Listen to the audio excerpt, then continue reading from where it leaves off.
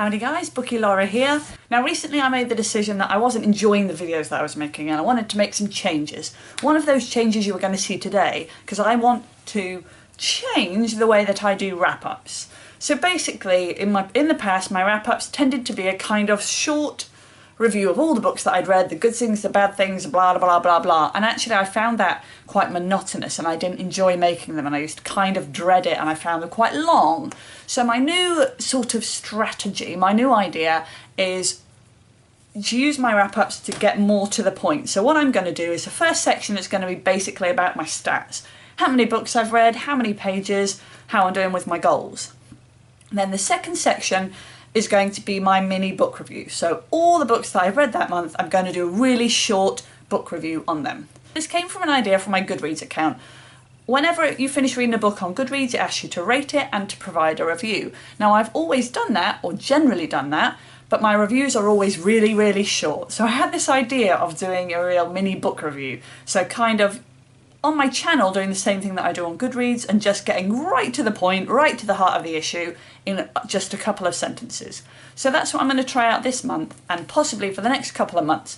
Let me know what you think and I might consider doing it in the future, who knows. So this month I have managed to complete a grand total of 8 books. Now whilst that sounds really impressive, a lot of them were very short, so it's not quite as impressive as it seems.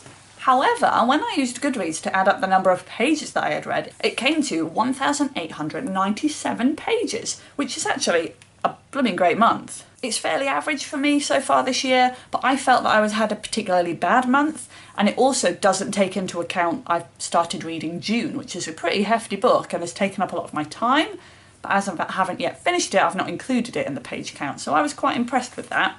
My favourite book this month was Blue Lily Lily Blue, which is the 3rd book in the Raven cycle. My least favourite book this month was Stormbreaker. In terms of the goals that I set myself for this year, I wanted to read more children's fiction. I managed to read one, and that was Stormbreaker, so that didn't go well. And my other goal was to read more non-fiction. I didn't read any non-fiction this month, which I'm cool with. So in terms of goals, it's not gone so well, but moving on. So in this section of the video, I'm going to just provide you with a real short and sweet mini book review for all the books I've read. In just a couple of sentences, try to summarise my feelings, which isn't easy when you're a kind of rambling person like me. So the first book that I read was Off to See the Wizard, which I read on my Kindle. I read it as part of the Booktubeathon, which was a book that I bought based on the cover, because the cover had a kind of pixelated wizard on it and it reminded me of video games when I was younger and it looked cool. Summarise, it's a cracking start. I love the start.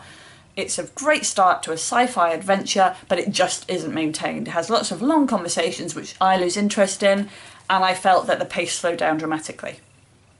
I gave it 3 stars, so it wasn't bad, wasn't great. Moving on. The next book which I read was Hold On Until Your Fingers Break by Luke Smitherd. I gave this 3 stars. I thought it was a mysterious sci-fi adventure, which is very typical Smitherd, but I struggled with the time travel element. There was a lot of confusion in my brain, so I struggled with that. After that, I read Blue Lily Lily Blue by Maggie Stiefvater, which I gave 4 stars to. I felt it was, very typical of the Raven cycle, carrying on the same theme, but it is really the strong characters that get you through. I think the characters are so real and you're so invested in them, that's what keeps you reading, and I love it. After that I read Do Anything by Luke Smitherd again. In this I loved all the sci-fi thinking, but it did just make my brain hurt when I thought a little bit too much about it. Like it was one of those where it's quite intense. I also thought it was thought-provoking. It made you think about what would you do in that situation, which was really interesting. After that I read another Luke Smitherd book, which was Weird Dark. I gave this one 4 stars, which I also gave to the last one, which I don't think I said. I felt it was another fantastic idea from Luke Smitherd. He's a real ideas man, intriguing and dark. But there was an over-reliance on characters to sort of tell the story, to tell the narrative in conversations, which is an idea that I just don't like. I like action more than just a character that, oh, let me explain all of this that's happened. I don't like that. Then after that I read Stormbreaker, which I gave 2 stars to, which I was proper disappointed with. It basically takes a ridiculous, unbelievable teenage character and turns him into a spy. And overall, whilst it was okay, I felt it was just too childish for me. It felt like a children's book, which they don't always. After that, I read The Taming of the Shrew by good old William Shakespeare. I gave this 3 stars. I thought it was funny, a lot of old-fashioned ideas, but it mainly wasn't as difficult as I expected it to be. remembering 10 Things I Hate About You also helped me to get through this, so I thought that was cool. And finally this month I read Richard III, again by William Shakespeare. I only gave this one 2 stars. It was absolutely jam-packed with characters and murders. It was a really dark story, which was interesting, but overall a lack of historical knowledge just let me down. I couldn't get that invested in it. So those are my mini book reviews of the books that I've read this month. Apologies that I don't have lots to hold up. I read a lot of books on my Kindle this month because I was travelling and just generally being quite busy. Let me know what you think of the mini book review idea. I think it's quite cool, but then I don't know if it makes me hurtle through and not get the sort of same quality conversations.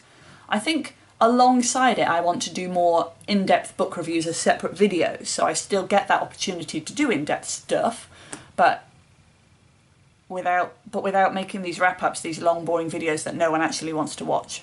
So anyway, let me know what you think.